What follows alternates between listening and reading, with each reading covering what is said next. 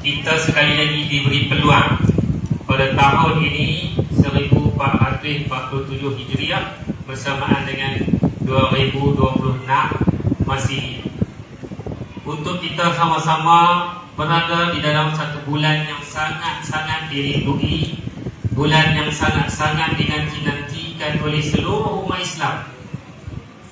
Dan berdasarkan duduk di sidang KM ini saja, seluruh umat Islam yang berada di seluruh dunia menanti-nantikan kedatangan bulan Ramadan yang dirindui. Sebelum kita pergi lebih lanjut, nak tanya kamu, siapa yang dia baru berpuasa baru 15 hari pada hari ini? Angkat tangan. Baru 15 hari di puasa hari ini. Angkat tangan. Tak ramai tak? Maksudnya separuh daripada kamu telah meninggalkan puasa. Hari ini kita puasa hari yang ke bawah. Hari 15 siapa yang puasa 15 hari baru? Okey, ibu tangan. Baik. Sama ada sedar ataupun tidak sedar, hari ini sudah pun kita melalui separuh daripada bulan Ramadan. Hari ini merupakan hari yang ke-15. Dan hari ini kita buat satu program untuk menyambut peristiwa besar yang berlaku di dalam bulan Ramadan, iaitu salah satu peristiwa yang diulang-ulang dan diingat sepanjang tahun, iaitu peristiwa Nuzul Al-Quran. Baik, Ustaz tak bersendirian pada hari ini. Saya berada di sini, cuma beza umur. Hak tua sekali duduk kami. Di sebelah sini semua muda-muda, handsome, kan? Tapi tak apa, tumpang semangat dia, kita berbahasa muda juga.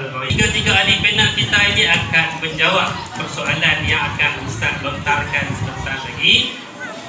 Baik, kita hari ini bertuah kerana satu-satunya umat manusia yang boleh melihat mukjizat sampai ke hari ini. Kalau umat-umat terdahulu mereka boleh tengok mukjizat tu, sementara Nabi tu ada.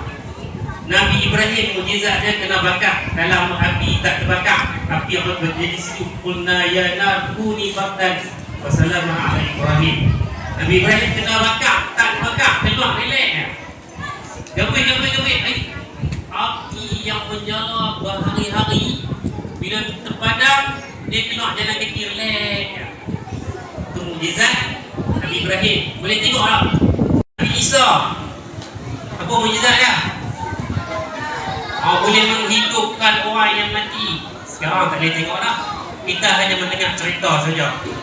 Nabi Muhammad banyak mukjizat dia. Ada yang antara yang diceritakan yang hebat dia, belah bulan belah dua. Bukan kamu hanya boleh belah puding karamel. Kata adik punya lah, kamu boleh belah aku je, kan? Puding karamel yang bulat tu pun belah. Nabi Muhammad boleh belah bulan. Sebahagian duduk tak lain, sebahagian hidup tak lain. Tapi yang tu mukjizat yang kita tak boleh tengok dah. Tapi ada satu peninggalan mukjizat Nabi Muhammad yang paling besar, yang kita boleh pegang, kita boleh tengok, kita boleh baca sampai ke hari ini, iaitu dia Al-Quranul Karim. Jadi Ustaz tidak mahu mengupas panjang. Ustaz hanya moderator. Dan kita akan serahkan kepada ahli panel kita untuk menjawab. Kita pergi kepada ahli panel kita yang pertama, iaitu Al-Fadhil Ustaz Burhanuddin, untuk menjawab soalan pertama daripada Ustaz, iaitu apakah maksud nuzul Al-Quran dari segi bahasa dan istilah? Silakan. Yang dihormati Cikgu Fairuz Biramli selaku Ketua Menko Curriculum, guru-guru, ahli panel dan juga anak-anak murid yang dikasihi semua. Assalamualaikum warahmatullahi taala wabarakatuh.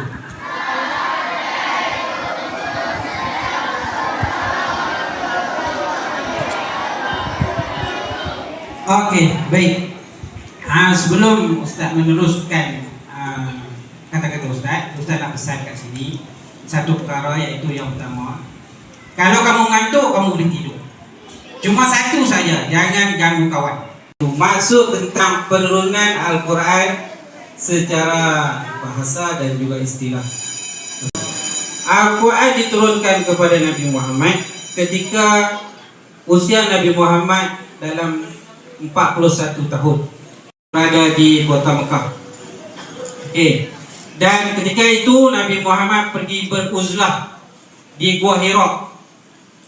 Beruzlah di Gua Hira. Sebab apa Nabi Muhammad pergi beruzlah? Beruzlah ni maksudnya menyendirikan diri. Nabi Muhammad waktu itu pergi beruzlah sebab Nabi Muhammad, masyarakat ketika itu adalah masyarakat yang dalam masalah moral yang sangat tinggi. Walaupun belum dilantik menjadi Rasul dan Nabi ketika itu, Nabi Muhammad telah dijaga oleh Allah daripada semenjak lahir. Dan Nabi Muhammad tidak boleh berada dalam keadaan yang sebegitu. Dia berbeza macam dengan kita. Sebab Nabi Muhammad daripada lahir, Allah dah suci hati Nabi. Kan yang kamu dengar Ustaz kamu cerita kan, dibelah Nabi, dada Nabi disuci, kan, diambil air Zam-Zam disuci. Jadi hati Nabi Muhammad ini sentiasa bersih. Pergi beruzlah tu, dia tempat yang gelap, yang tak ada orang, yang sunyi. Sebab itulah kita sangat digalakkan untuk kita bangun pada waktu pagi, 1/3 malam tu kita bangun. Sebab waktu tu adalah waktu yang sunyi, sepi, tak ada orang nak ganggu kita, dan kita pun beruzlah. Sebab tu kita digalakkan untuk qiyam mulai pada pukul 4 ke 5 pagi tu. Sebab waktu itulah kita boleh mengadu dekat Allah tentang apa yang kita nak. Dan sebab tu kalau kita nak sesuatu perkara, Allah suka pada waktu tu. Jadi kalau kamu nak sesuatu, contohnya kamu nak berjaya dalam pelajaran, kamu beruzlah pada waktu dan ketika itu.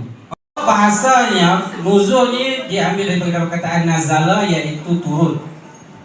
Sesuatu yang turun daripada atas ke bawah.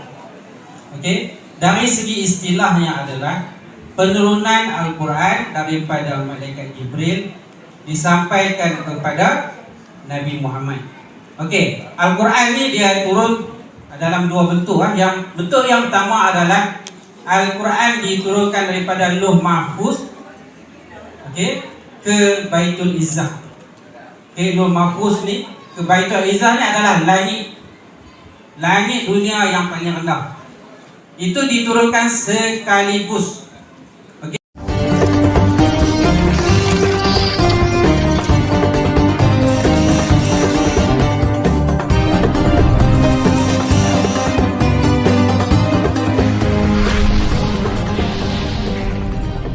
Assalamualaikum warahmatullahi wabarakatuh.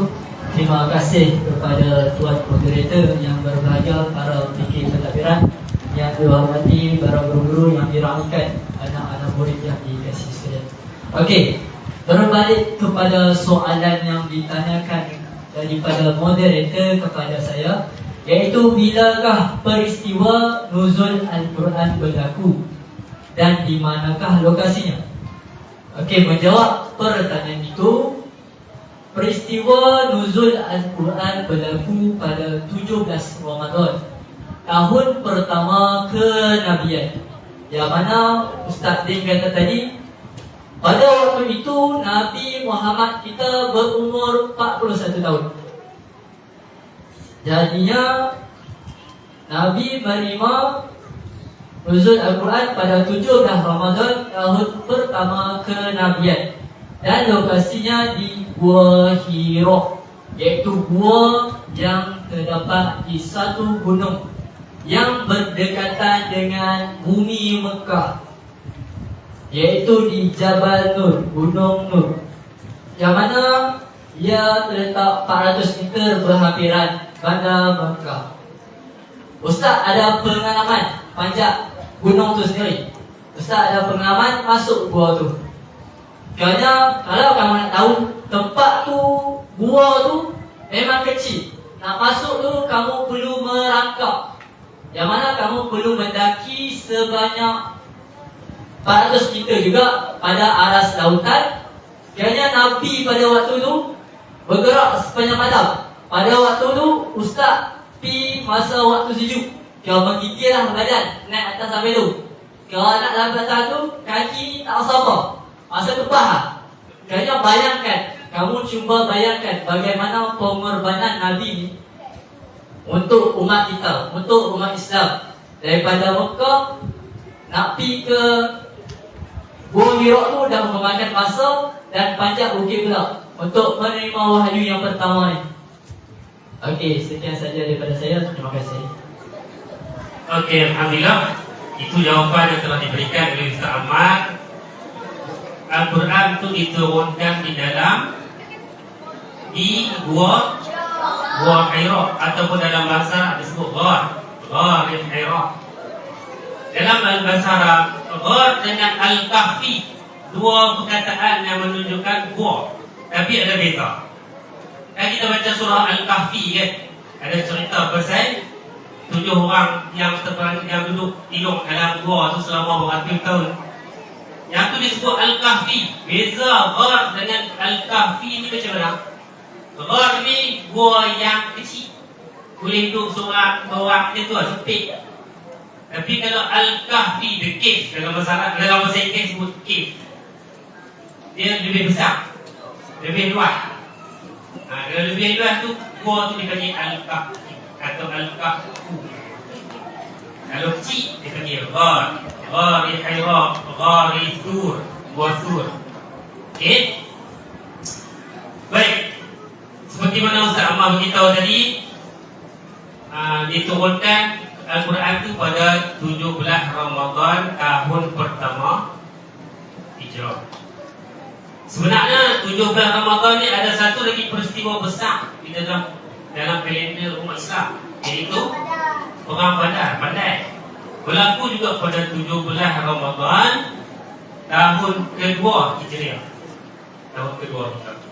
Perang itu berlaku di Lembah Badar, melibatkan tentera orang Islam seramai 313 orang menentang tentera kufar 1,000 orang. Di sebuah bomba, seorang lawan berapa orang? Seorang lawan 3-4 orang, betul tak? Berdepan. Walaupun sedikit jumlah bilangan tentera Islam kalah tak?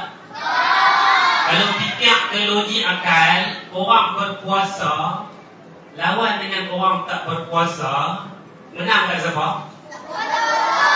Menang kat orang tak puasa lah. Kalau fikir logik, mereka boleh minum, mereka boleh kena ambil air, kan? Mereka boleh hantar burger. Tak, yang sebelah sini tak boleh tengok saja. Lepas tu pula mereka lebih ramai. Mereka dengan kelengkapan perang, alat persenjataan mereka dengan lengkap. Tak, sebelah sini dengan segala kekurangan. Tapi macam mana boleh menang? Kekuatan iman yang dicampurkan dalam diri mereka, walaupun jumlahnya sedikit, mereka tidak gentar untuk menentang tentera-tentera kafir. Direkodkan yang mati syahid hanya berjumlah 14 orang saja di kalangan tentera kafir. Yang mati 70 orang yang mati dan 70 orang telah ditawan. Hebat tak? Hebat lah tentera Islam tadi. Mereka boleh menentang kafir, menentang tentera Islam. Sampai macam tu sekali. Baik, kita terus kepada ahli panel kita yang ketiga, Al-Fadhil Ustaz Hafizi bin Ghazali.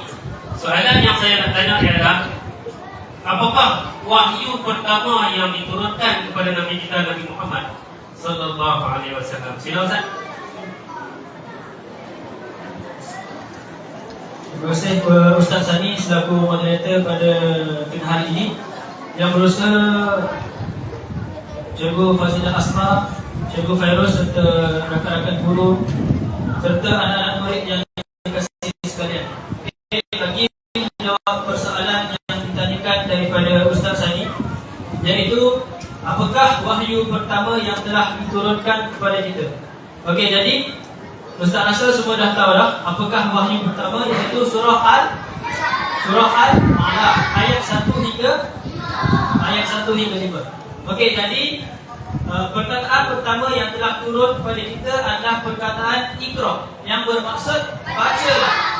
Jadi dekat sini Allah telah menetapkan kepada kita, memberi kepentingan kepada kita bahawa kepentingan membaca tersebut.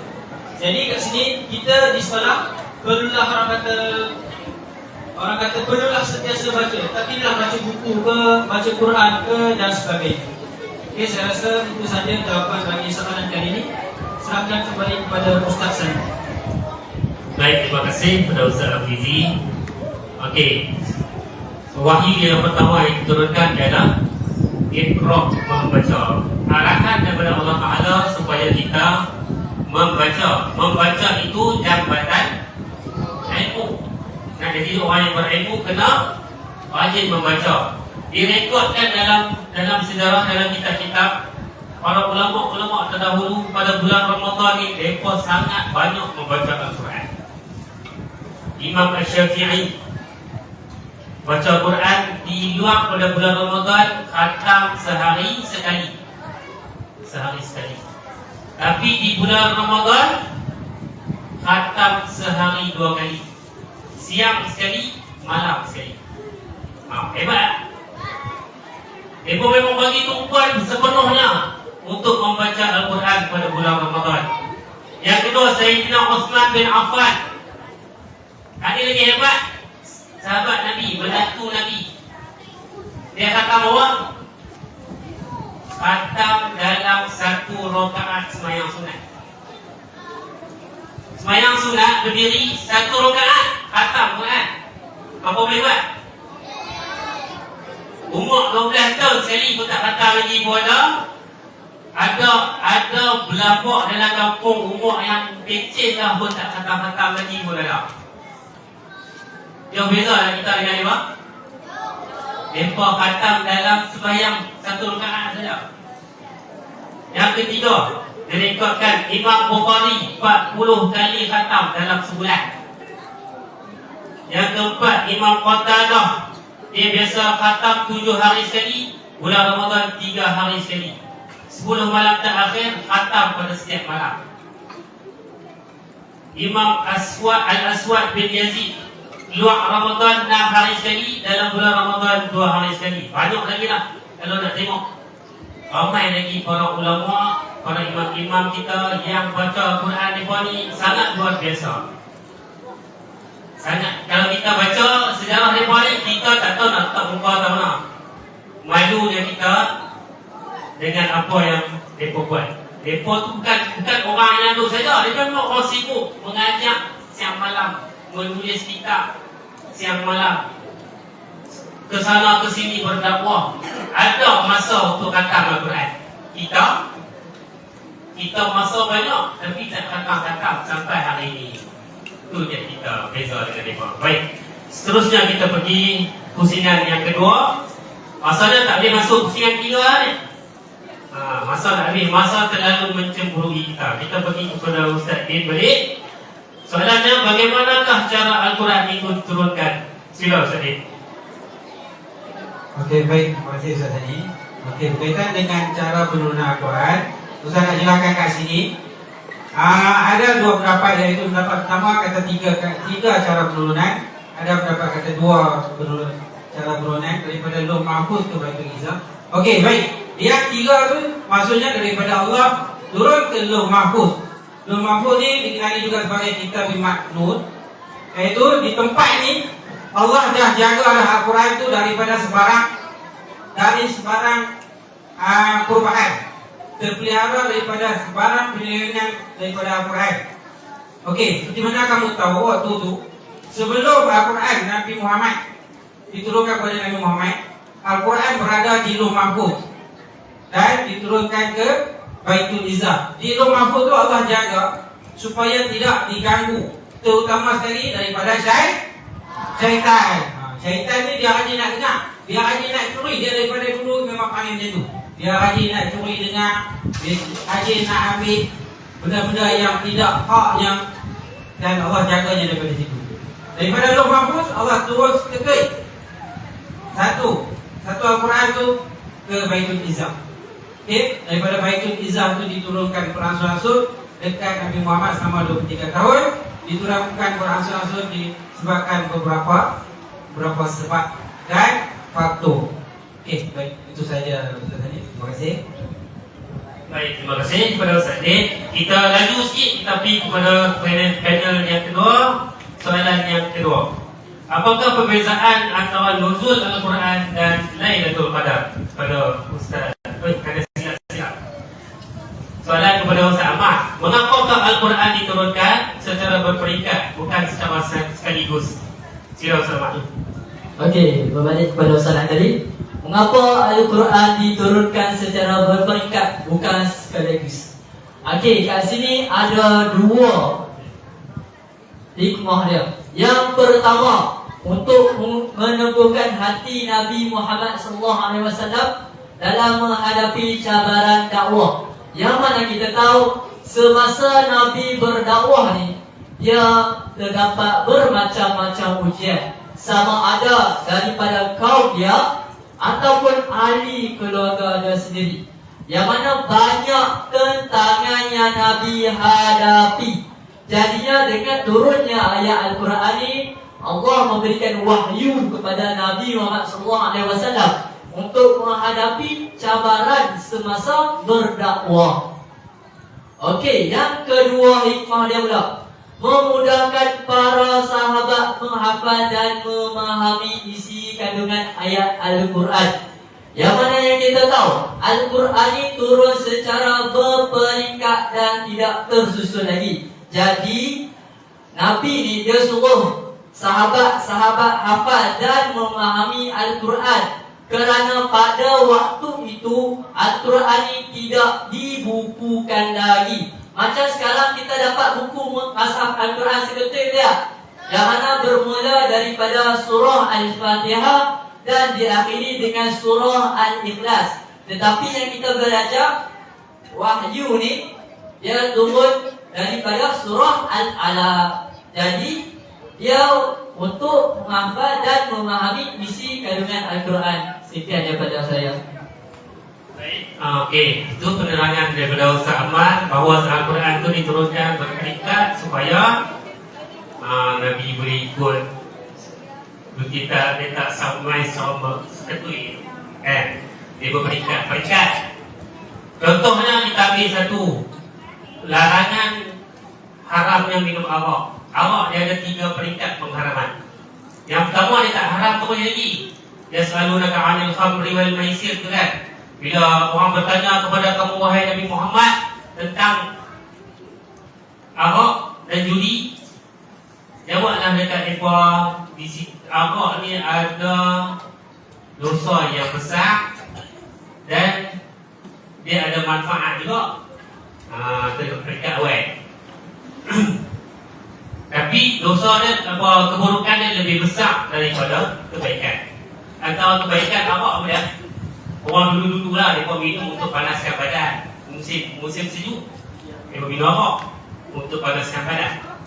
Itu antara kebaikan yang ada pada arak lah. Itu peringkat awal.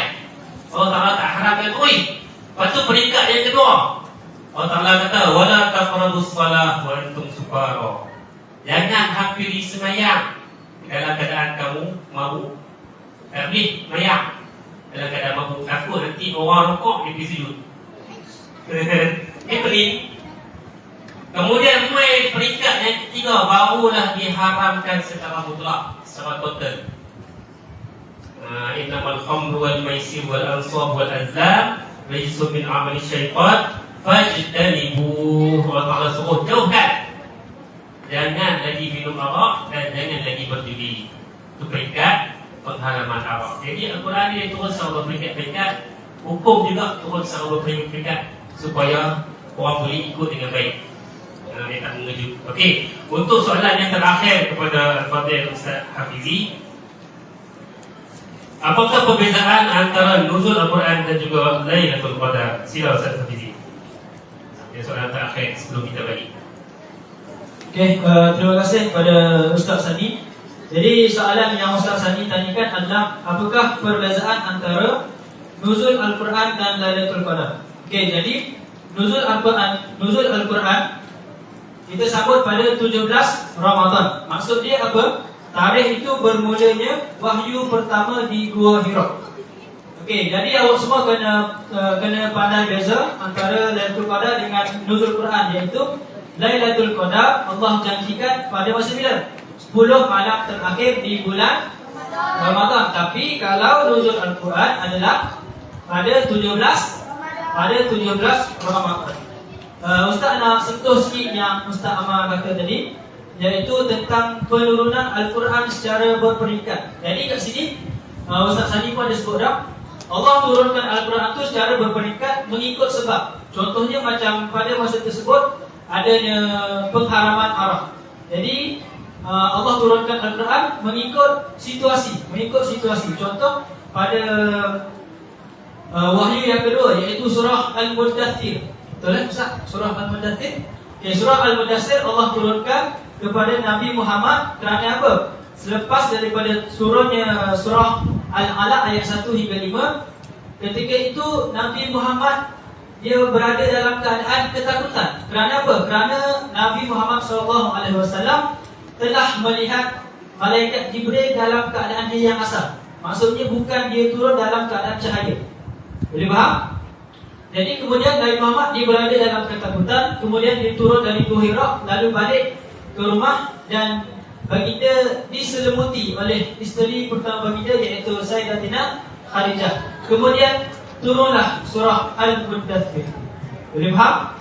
Jadi dekat situ kita perlu mengetahui antara perbezaan antara nuzul Al-Quran dan Lailatul Qadar, serta kenapa Al-Quran ini dia diturunkan secara berperingkat. Itu sahaja daripada saya. Baik, terima kasih kepada Ustaz Hafidhi di atas jawapan itu. Daripada semua yang telah dijawab oleh ahli panel kita pada hari ini, kita dah jelas kepada kita bahawasanya Al-Quran adalah satu kitab yang perlu kita hormati, perlu kita ambil pengajaran, kerana di situ ada khazanah ilmu yang ditinggalkan kepada kita dan kita kena sentiasa melazimi. Ustaz nak rumuskan saja. Kita bagilah kat bawah ni pasal masa nak habis dah. Ya, kita buat secara rumusan siap-siap. Baik, secara rumusannya, apa saja yang berkait dengan Al-Quran, benda itu akan dimuliakan oleh Allah Subhanahu Wa Taala. Sebagai buktinya, malaikat apa yang paling mulia? Malaikat Jibril. Kenapa dia dimuliakan? Kerana dia bertugas menurunkan Al-Quran, menurunkan wahyu. Kalau tugasannya menurunkan Al-Quran itu, dia menjadi malaikat yang paling mulia. Manusia yang paling mulia sebenarnya Nabi Muhammad kita, Nabi Muhammad SAW. Kenapa dia mulia? Antara sebabnya kerana dia Al-Quran itu diturunkan kepada baginda Nabi SAW. Selain dia merupakan kekasih Allah, Al-Quran diturunkan kepada baginda. Daripada baginda disebarkan sampai kepada kita. Jadi orang yang paling mulia di atas muka bumi adalah Nabi Muhammad. Tempat yang paling mulia di atas muka bumi, Mekah dan juga Madinah. Kenapa dia mulia? Kerana di situlah Al-Quran diturunkan. Al-Quran turun di Mekah dinamakan ayat Makkiyah. Al-Quran yang turun di Madinah dinamakan ayat Madaniyah. Jadi dua tempat ni menjadi dua tempat yang dihormati, menjadi dua tanah haram, dimuliakan sampai ke hari ini dan akan terus dimuliakan sampai ke hari kiamat. Yang ketiga, malam apa yang paling mulia? Malam Lailatul Qadar. Kenapa dia mulia?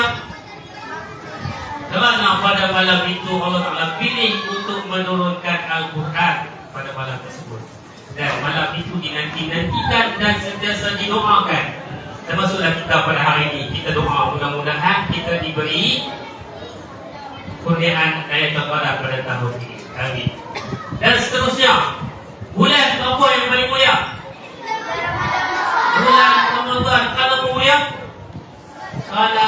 menurunkan Al-Quran pada bulan Syahrul Ramadan alladhi unzila fihi Al-Quran. Al-Quran diturunkan pada bulan Ramadan. Dan yang terakhir, kertas Al-Quran. Kalau kertas tak dituliskan Al-Quran, orang muliakan tak? Ada nilai tak? Tak. Tapi kalau kertas tu dicetak padanya Al-Quran, automatik kertas itu menjadi mulia dan akan dihormati. Haram hukumnya kita buat duit wang, tambah-tambah dan pijak lagi tak boleh. Orang Islam kalau pijak Al-Quran macam yang berlaku baru-baru ni dengan niat menghina, automatik terkeluar dalam Islam. Tak ada orang Islam. Jadi apa saja yang berkait dengan Al-Quran, benda itu akan dimuliakan oleh Allah Subhanahu Wa Taala.